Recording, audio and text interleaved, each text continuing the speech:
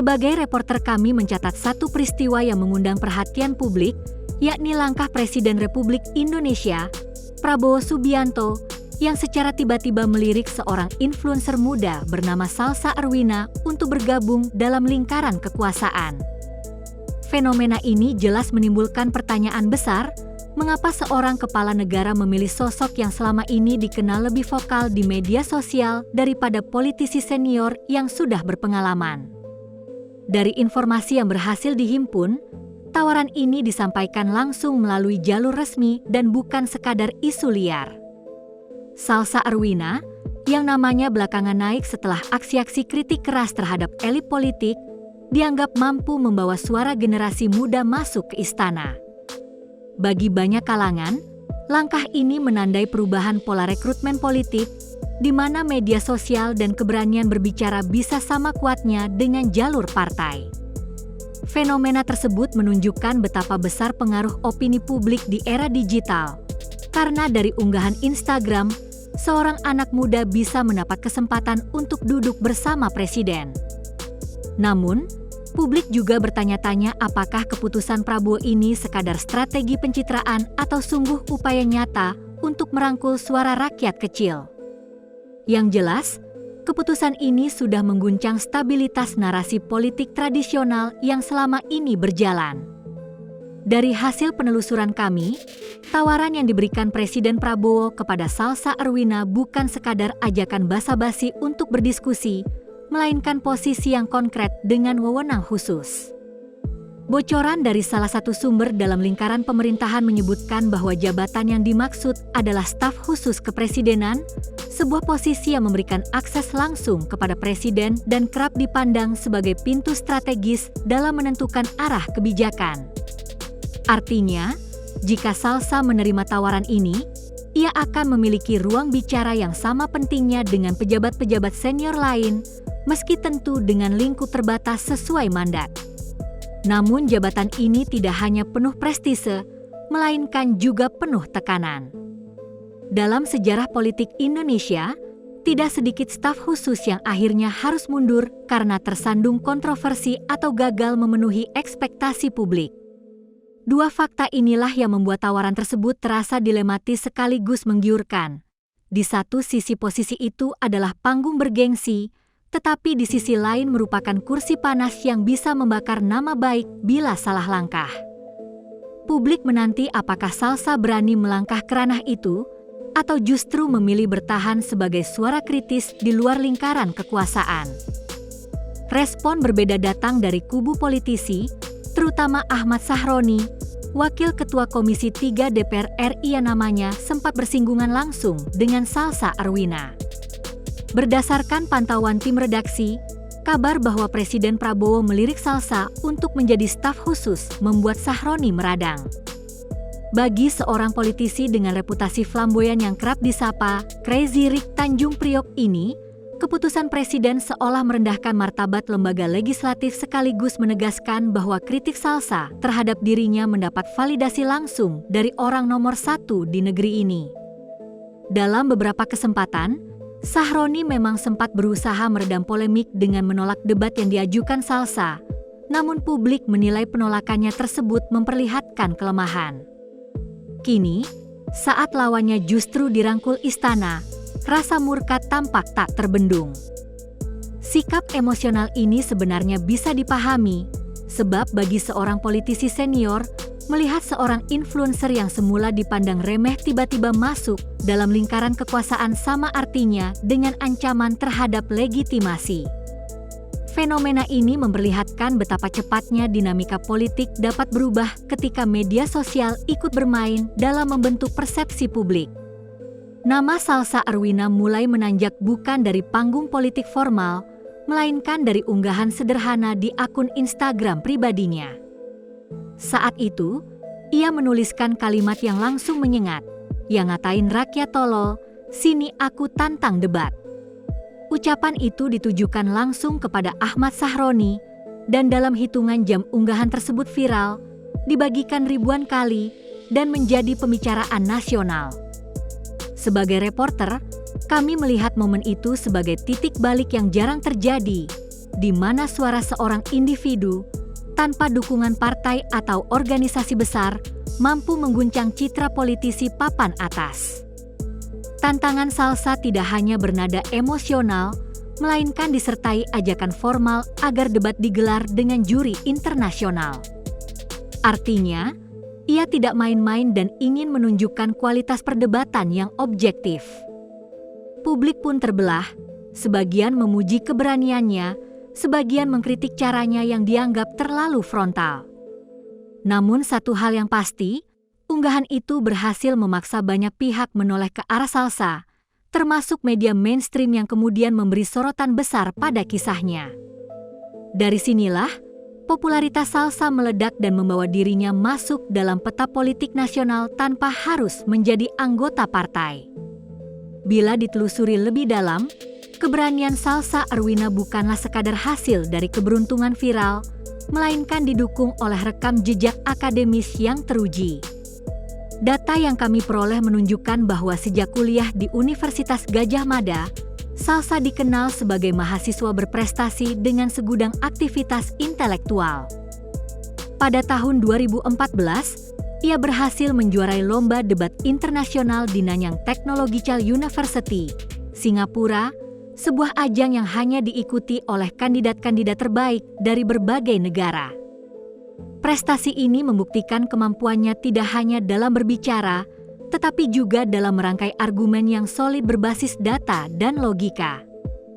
Kredibilitas tersebut semakin menguatkan posisinya saat ia melontarkan kritik kepada elit politik. Publik tidak lagi melihatnya sekadar influencer, melainkan seorang pemikir muda dengan latar belakang akademik yang kokoh. Fakta ganda inilah, seorang konten kreator yang juga intelektual membuat kritiknya sulit diabaikan. Seperti yang dituturkan salah satu pengamat politik, Salsa adalah cerminan generasi baru yang tidak hanya lantang, tetapi juga punya basis pengetahuan. Dan kombinasi ini, bagi siapapun yang menghadapinya, adalah lawan yang berat. Dari kacamata reporter, fenomena yang paling menarik dari kiprah Salsa Arwina bukan hanya keberaniannya melontarkan kritik, melainkan simbol yang ia wakili bagi generasi muda Indonesia. Banyak anak muda yang selama ini merasa bahwa politik adalah urusan orang tua atau elit partai kini melihat bahwa suara mereka bisa bergaung lebih keras melalui media sosial.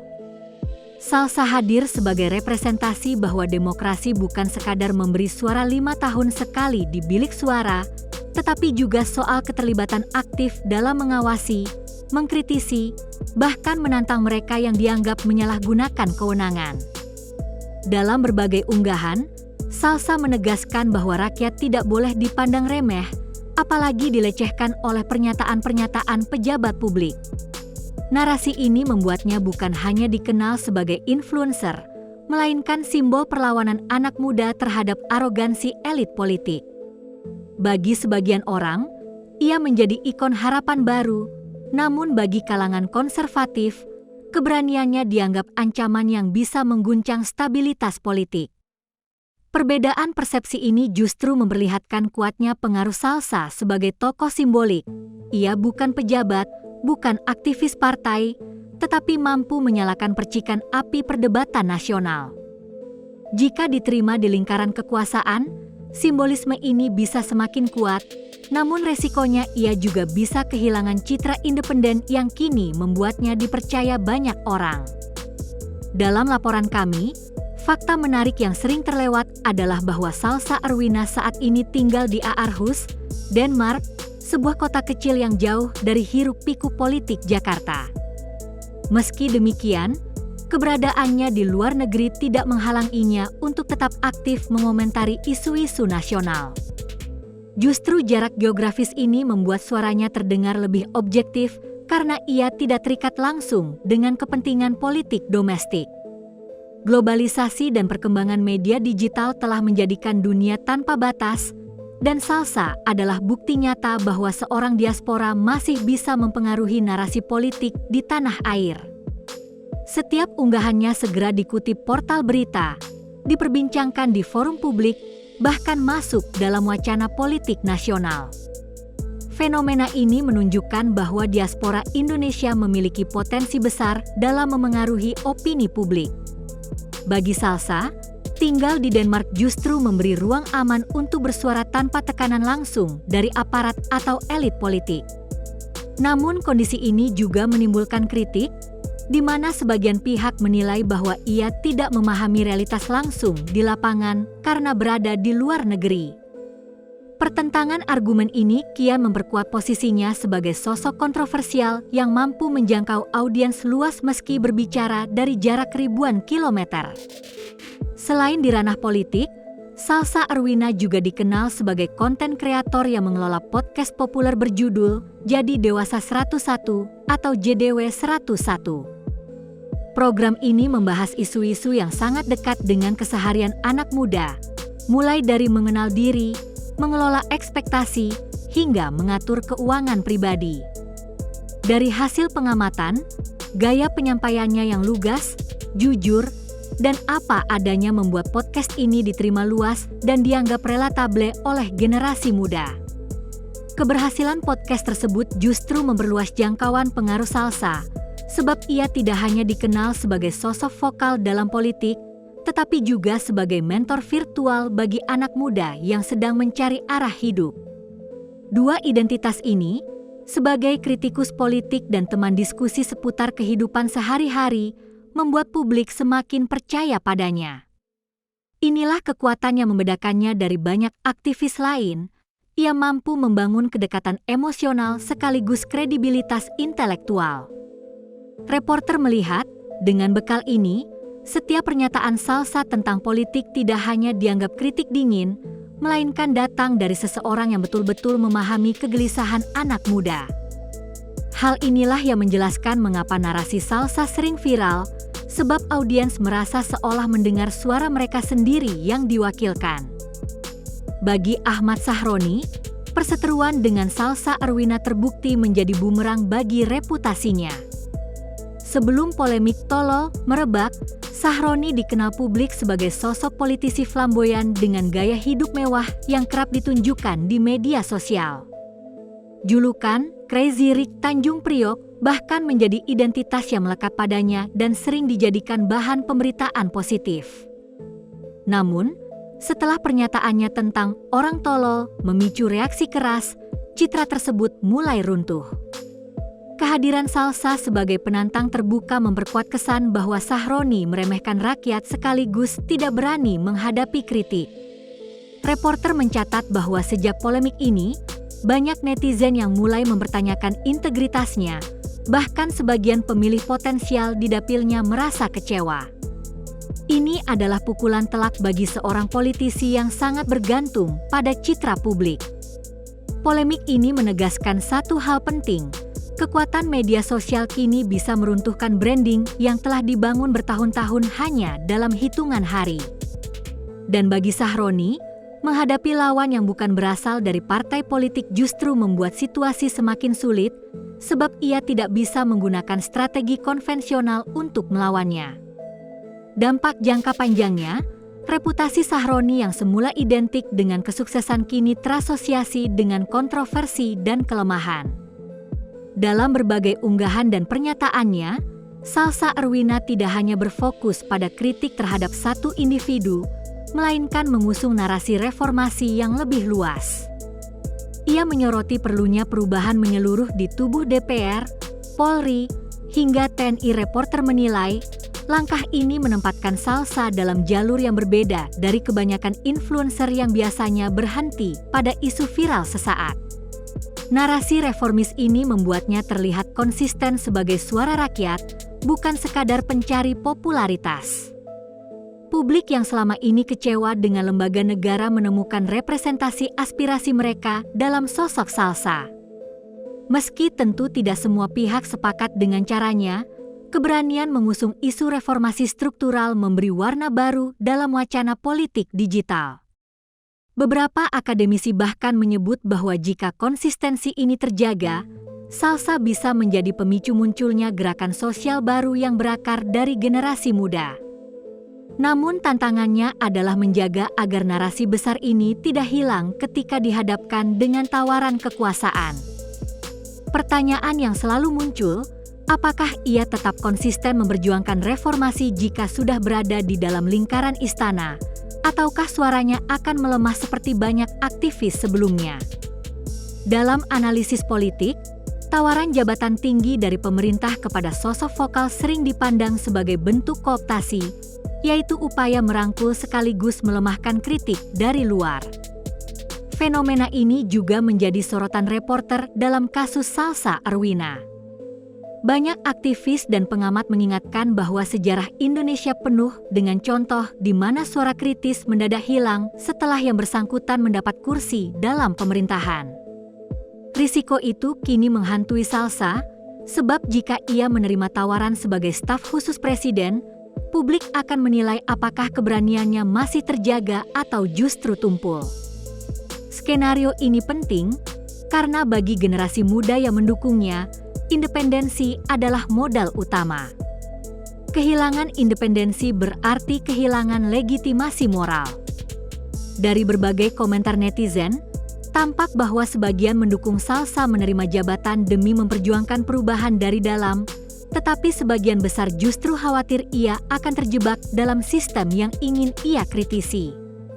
Reporter mencatat bahwa dilema ini tidak hanya menentukan karir Salsa pribadi, tetapi juga akan menjadi presiden bagi generasi muda lain yang kelak menghadapi tawaran serupa.